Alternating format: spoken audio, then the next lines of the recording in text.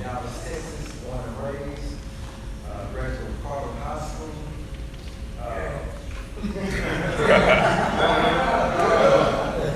I'm also a member of Obvious Fraternity Incorporated.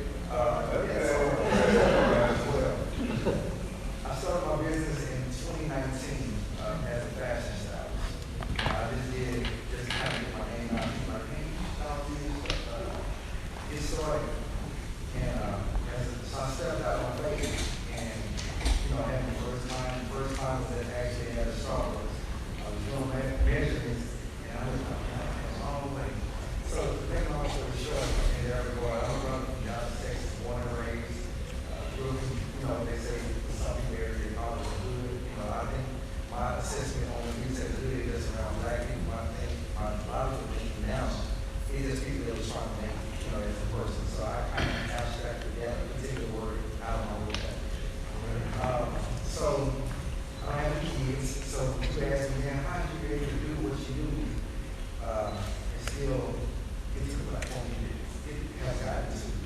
It's because of the drive that I have to be successful in regards to what people see or how people can be dressed up or what you see on TV is not always what you see. Meaning, there's a thing and there's a story that people always say, we always see celebrities, they always dress down in blue jeans and a t-shirt. That's because they don't have to look the part. But on my side, my thinking process is that's actually wrong. Because how many of those people that you see on the place and don't feel good about themselves because of what they're dealing with as far as their self-esteem. So when it comes to like dressing up and say, man, you don't take all that, don't take all that. Well, if we didn't take all that, I wouldn't be in the position that I am today, meaning where I can color, where I can, doing the things I do as far as building people's confidence and learning to speak to people as far as encouraging people. Because a lot of times what you see, they don't see other clothes. Like, hey, you should be in LA, California, I'm right in your backyard. And I just like people that you can play on TV, that you don't play with Gucci and all these other name brands. Which on the part of that, I actually talk about that in my book, meaning that some of the stuff that you see, I'm not a name brand person, you can actually have a clean and effective look without a name brand driven. So with blue jeans and a white t-shirt and some no kids. So, you can actually, sometimes you simplify everything and sometimes you let one part do the talking, meaning that this is a simple suit, but my shoes are loud, and that's doing the talking. Meaning that people that have dating nights or spouses, and hey, well, you don't dress like that, you should dress like this. Well, you can just get one department and you can make that the most effective department. So that's my concept, and that's why I kind of build people up when it comes to fashion. You can actually go to a thrift store and pour from different outfits. One of my best outfits, and I'll tell you guys this funny story, it cost me $9.92. And how many views did it get? It got approximately, I'm not a like person, I don't go off, oh man, you got 300 likes off this outfit. But sometimes I have, because I'm a public figure now, I look at the analytics, and the analytics show you actually how many people pay attention to your post. Meaning, only 200 people liked it, but it reached 3,000 people. So in other words, people saw it, but they just didn't want to say nothing. So on the flip side, you can go into the thrift store, you don't have to have a big budget to actually still be effective. But the people that I like to coach and the kids I like to teach, sometimes when people, when you walk into a room, people can assess what you want to wear or how they're going to interview you or how much money they're going to give you or how much they're going to negotiate you just by how they what you have on. That's some of the stuff I'm talking about in the book as far as your presentation is everything. Me personally, I got 35 tattoos. Do I look like it now? No. It's because my presentation when I walk into the room, I don't want that to be the distraction as to how I'm being presented or how I'm going to talk.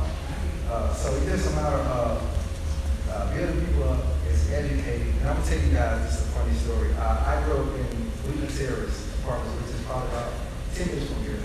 7 of us in one bedroom. My green was a candy house. And if anybody knows about, over there, Wheaton Terrace, it was like a whole bunch of those, but I'm going to be real. It was 30 brothers in one breezeway.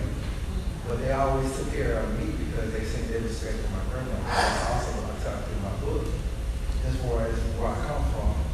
And someone told me one day, a couple of weeks ago, man, you good famous.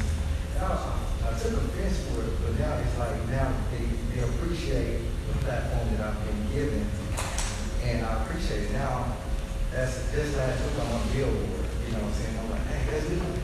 And it kicks me out more because I still think that I'm still this person right here. But now to have be a celebrity fashion stylist, have my own modeling agency, be a public figure, now a published author.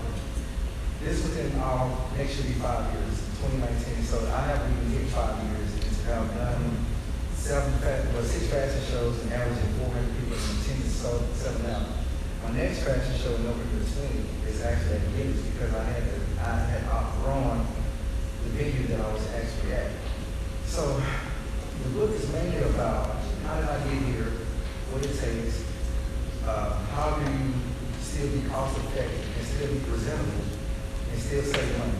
You know what I'm saying? So, and I'm local, you know, but I'm going to be local for long. I always speak in existence. So also, I'm all about building people up. And so I have a young lady that's been rocking with me.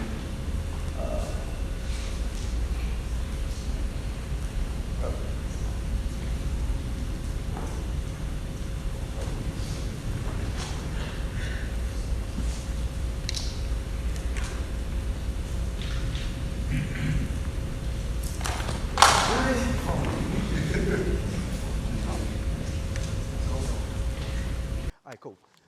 So we worked through glitches, we worked them. All right, so this is the funny part about doing fashion shows. I had the same issue. Crowd was going crazy, music was going crazy, speaker going out. As soon as my model was doing like this, he was like getting it, and the music went out completely. I said, man, we're gonna get through this, so we're gonna wing it. So that's pretty much what we did, and I said, let's run for it. And I said, I got you. So back to my story. So I got a young lady that's been rocking with me. She's in DeSoto High School, where she's dark complected, beautiful young lady. But by her being in my fashion shows and allowing me to build her confidence up, because they used to tease about her skin complexion, they were saying she was too dark, beautiful young lady. Now she's one of the fastest young ladies in the state of Texas, and also she's excelling in the classroom by just rocking with me and being a part of my fashion show. Sometimes it's not about the fashion, it's about building people's confidence. It's about how can I actually be the person I want to be and still be great at it. So, and the crazy part about it, and I'll be transparent, I don't like public speaking. I didn't think I was going to be in this platform, but I'm making it happen. So it's interesting. So, normally when I get to speak, I do my little Russell Simmons, 5 minutes, thank you for coming out, blah, blah, blah, and I'm out of here. So this is totally different, but I'm making it work. So, but yeah, as far as this book, man, it's a great read. It teaches you about, you can actually make it. I talk about birthing things. When you, anybody that have anything that you're dealing with in life as far as, I looked at Steve Harvey and I looked at how did he get to the point. He didn't really get to the point where he got, and he started really at 38 years old. I started at 39. So I've seen a lot of similarities that were kind of parallel to he and I. So when it comes to birthing things, I was like, man, why I'm waking up at the middle of the night? And I thought about contractions. When a woman gives birth, she always think about contractions because it makes you feel uncomfortable as far as when you're sleeping, as far as how you're going about things. And so the more you get ready to birth something, it's going to be uncomfortable in regards to your life because you just never know how you're going to address certain issues. I had to address a particular issue in December.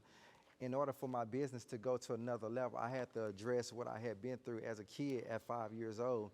And I actually talk about that, how that inspired me as an adult. And you know, you just learn how to birth those type of things. So I'm not gonna be before you long, as they say in church. This is my home church. I've been here 13 years, by the way, as well. I sing on the praise team up here. So if you want to stop by, my book is over there. You can follow me on IG, Damonte Anderson. My website is elementsofstyle.net. And come see me. That's all I got to say. Thank you so much, man.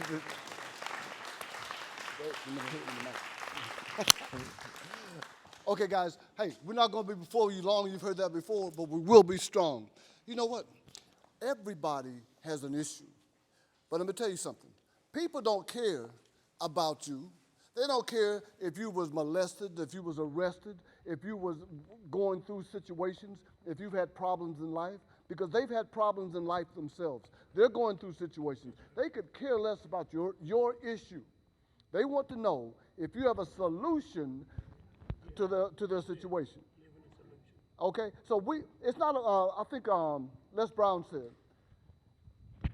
stop trying to tell people what you want them to hear.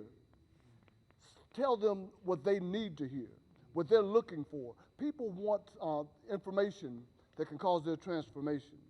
And each one of these authors have gone through that. Now, as I'm working with the author, I want to make sure that you're able to present something that's going to be didactic. By that I mean that's something that they could pull out of it, that they can relate to their own self, that can cause them to be better. My wife's book, Becoming an Elegant Lady, every woman wants to feel like she's respected and admired.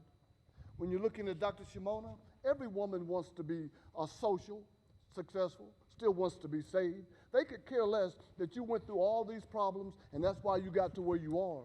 All they want to know is, where you are, do you have a message, a methodology, or a mindset that I can use and adopt and change my life? So that's what I'm encouraging you to realize, that people could care less about what you're going through. All they want to know is, can you help me get through? Is that all right? That's all right. So now we got three more power-packed individuals, and they are right here on the paper. So, next we have a young lady. Listen, I just talked about nobody cares about the issues that you're going through. But this young lady, going through life, she's married, she's got a wonderful family. Life is just going great, and that's wonderful. Life is going great. She's got a business in her home. Husband's a wonderful guy. Everything is wonderful, and then all of a sudden, it just stopped. It snapped. It was over. Her husband unexpectedly passed. How do you deal with something like that? Those are the things that will cause you to crumble. But instead of crumbling, she got together with some individuals, and she began to realize that she was just fluttering. She was just going by, but she was winning, and she was beginning to feel whole again. So her book, Fluttering on the Wings of a Healing Widow, is powerful. It's not something that's just sad, and it's something that's uplifting, something that's encouraging, something that's inspiring. Now she, like my wife, that's why they're kind of seated next to each other, kind of quiet, introverted. She says, quote, I've talked with her, I've listened to her talk. There's nothing introverted about her. She has a message that will bless your socks off. So it's my honor to present to you LaShawn Williams. LaShawn?